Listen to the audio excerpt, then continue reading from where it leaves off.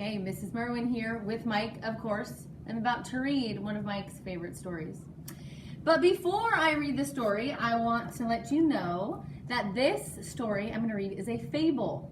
And a fable is a short folktale that involves personified animals and teaches a lesson or a moral. So at the end of this, I'm going to be having you think about what you think the lesson, the moral, or the central message of this story is.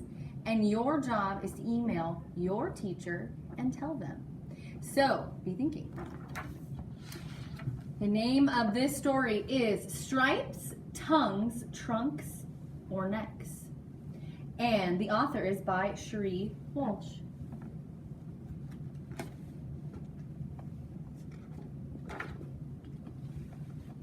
Jeremy the giraffe had always loved his neck.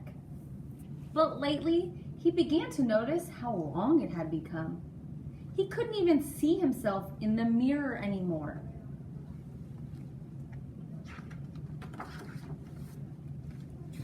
His long neck often created a problem when he played basketball during recess. And when it was his turn to hide while playing hide and go seek.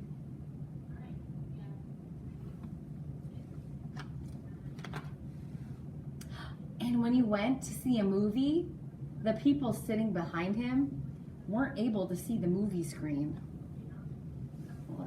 Mike, see it.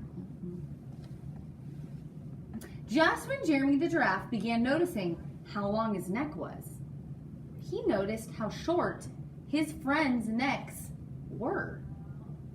You can see his friends here.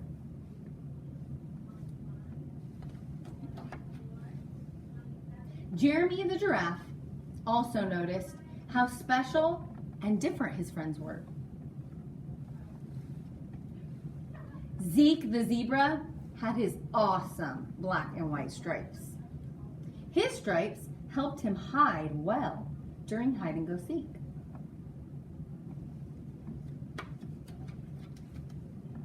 And Amy the aardvark had her really long tongue that helped her eat her favorite snack, ants.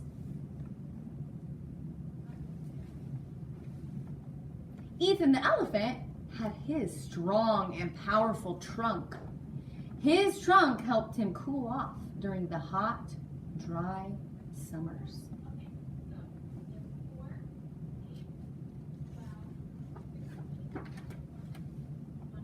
As Jeremy the giraffe thought about all of his friends' abilities, he realized he was jealous of them. They were all amazingly created with black and white stripes, long tongues, and strong trunks. What did he get stuck with? A lousy long neck.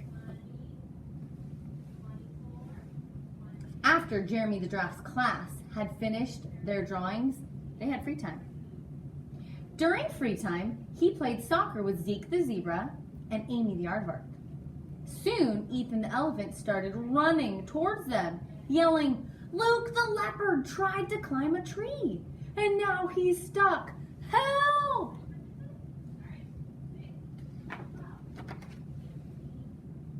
When they finally reached Luke the leopard, Luke was crying because he was so scared. First, Amy the aardvark tried to reach Luke the leopard, but was too short to help. When it was Ethan the elephant's turn, his trunk was just a few inches short from reaching him.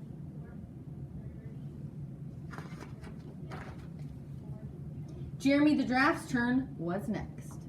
When he leaned toward Luke the leopard, his neck was just long enough to reach him and help him down. Everyone who had crowded around the tree to see what had happened started chanting, "Hooray for Jeremy! He's tall enough to reach anything!"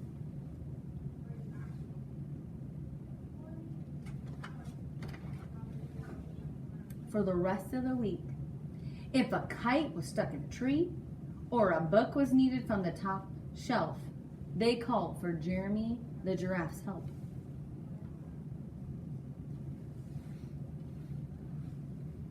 Jeremy the giraffe soon realized he was created to be special and different, and he wouldn't trade his neck for all the stripes, tongues, or trunks in the world.